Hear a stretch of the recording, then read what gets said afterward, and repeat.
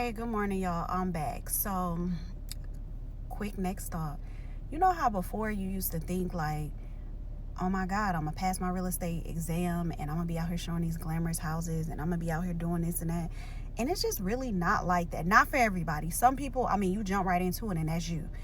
And then for the rest of us, right, we've struggled, we try to figure out our niche, and then once we find it, it's literally a balance between your kids' sports, if you have kids, your husband, your work life balance, showing homes. So for me, y'all know me, I'm the rental bestie, okay? So everything rental, okay? Everything investors. I work with several investors across Georgia that have houses and properties every place, right? I list them and I put tenants in them, and for some of them I am also their administrative assistant, where I help them with taking clients to court, screening clients, putting them in place, doing all of their paperwork when it comes to their leasing process. But that's not simple, right? And it's always chaotic. I continue to change things. I continue to update stuff. I continue to try to swap out my foundation, swap out my my schedules that I use to keep things sane for myself. And every day is a work in progress. Every time I turn around, there's a new piece of the puzzle that I need to add. So I say that to say, like, it's not simple. Yes, I do love it. I enjoy it. I enjoy the freedom it allows me to have. I enjoy, I'm not gonna lie, the money that I make, but it's not simple. So when anybody out here trying to tell you it is, it's not. Like, anybody tell you, oh, it's just roses and whatever. No, it's not. And don't think it is. Like, I am grateful for the grace and the mercy that God gives me every day to continue to do this thing, because without him, I don't know where I will be. Without me spending my time with him in the morning, first thing in the morning, I don't know what, my life would be even crazier than what it is. But all right, y'all, let me get in here and do this tour real quick.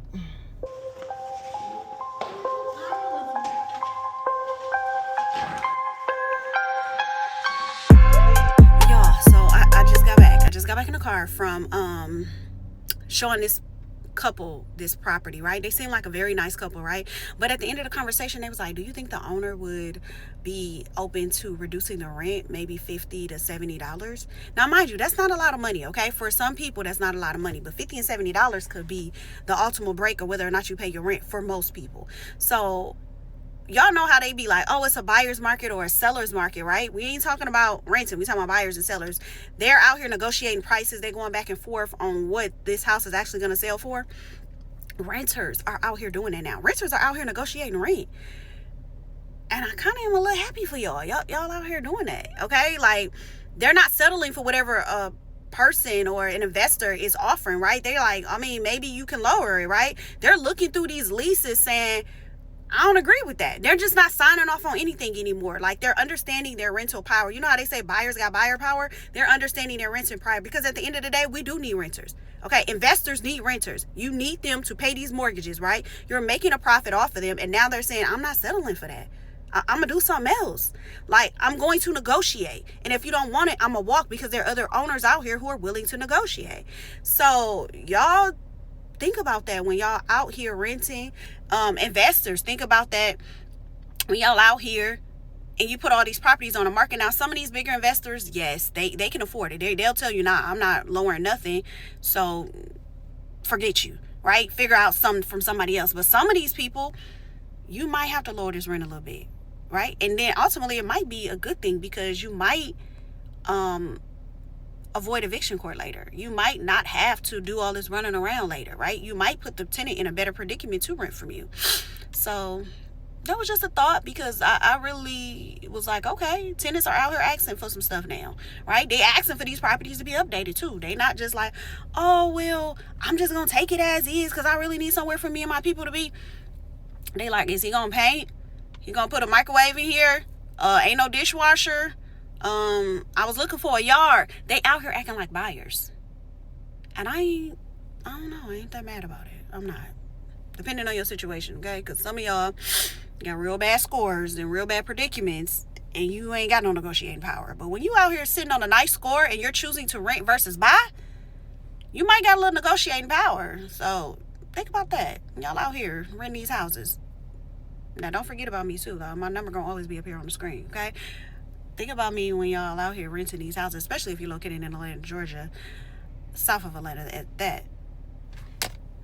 But let me go head to this next property, and I'll talk to y'all later.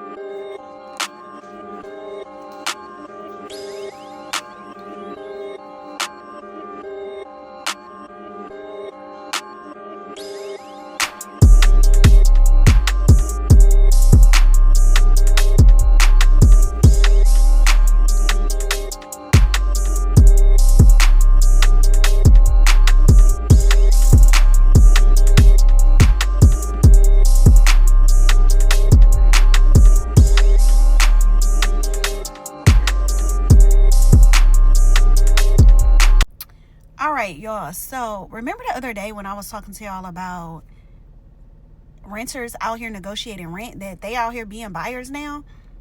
It has literally been game changing. Okay, I've had several tenants come up to me about negotiating their rent, and honestly, it's not a bad thing as long as you are prepared for it. Okay, you need to have all of your documentation ready on what owners are asking for.